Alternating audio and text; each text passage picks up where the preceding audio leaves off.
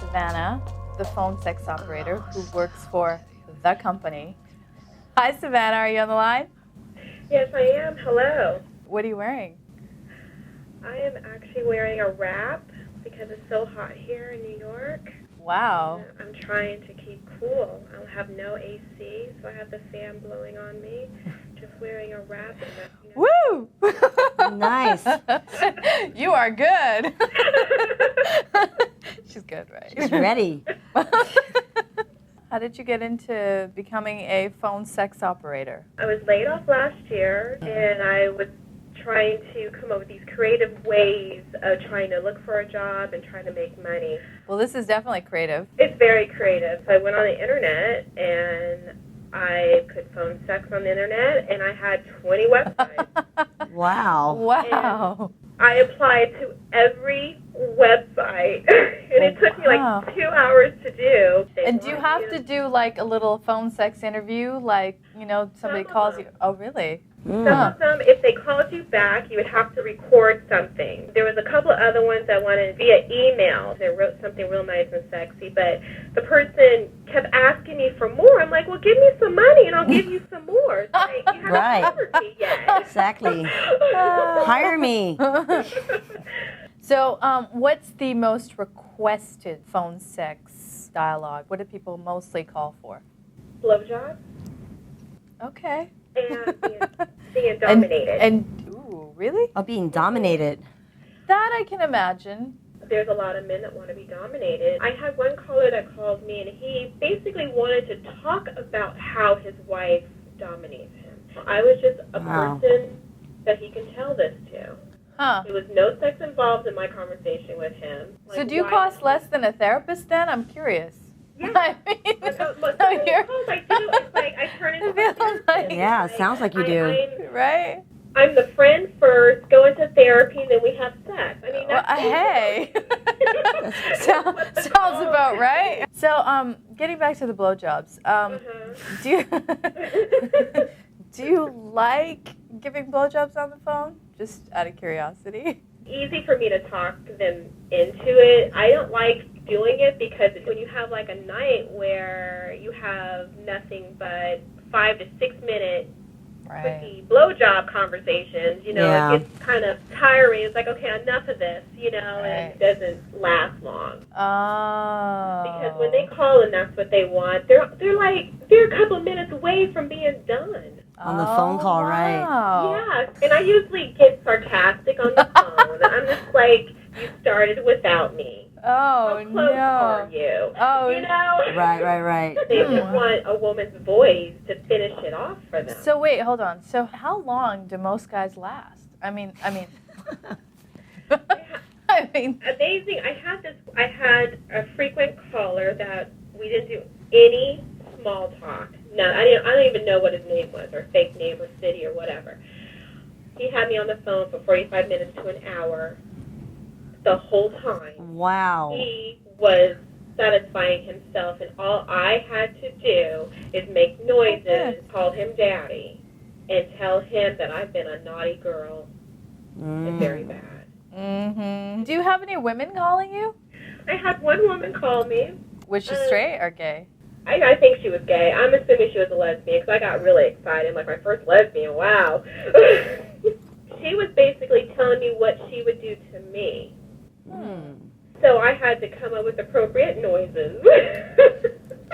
Appropriate. Is it different noises that you would make with a man?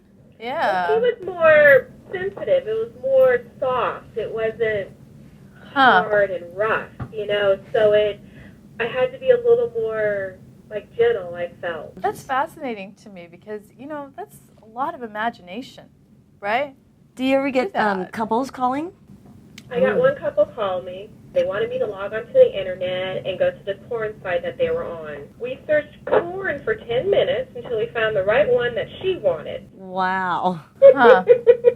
That's a really harmless and kind of interesting way. It's kind of like having a three-way almost, four-way.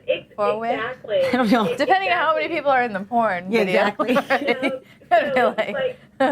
It was like two girls and a guy in the porn, and he wanted me to completely dominate her. So it was It was interesting. I had this one caller, I think he was in Kentucky. He was somewhere, his house was off from the road, he said. He was sitting on the porch naked, talking to me on the phone under the beautiful stars.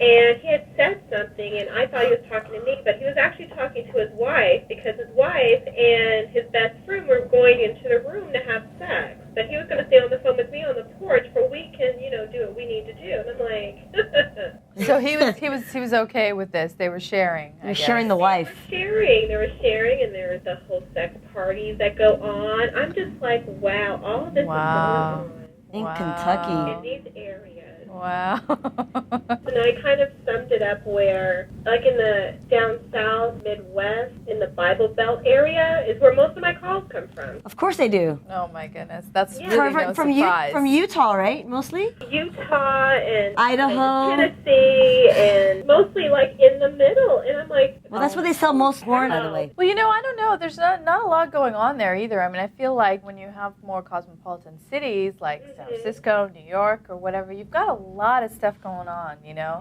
And so, I mean, I've been to boring towns where there's really nothing else to do. Yeah, you go to bed at 9, and what are you going to do at 9, okay? Exactly. You're wide awake. I know. What else do people request? Like, what do you go, oh my goodness, I have to play this? Ugh, I don't know about that. The one that I hate, and I never take the calls anymore, is wrestling. I can't wrap my head around that fantasy whatsoever. Because you almost have to get a pillar or have, like, mud on you or something. Huh. I don't know. How would you do that? Yeah. See, that's my idea of wrestling, what you just said. Oh. Their idea of wrestling is totally different.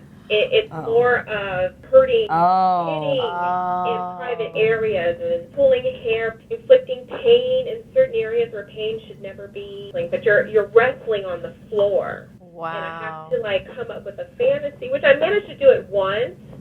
I'm like, no, I'm creative, but I don't understand it. I don't understand the fantasy. Well, because it sounds like the pain part is not like where the direction that you want to go towards, it sounds like, which is good. Yeah, I'm not into pain or torture. The only thing that I've incorporated into fantasies is hot wax.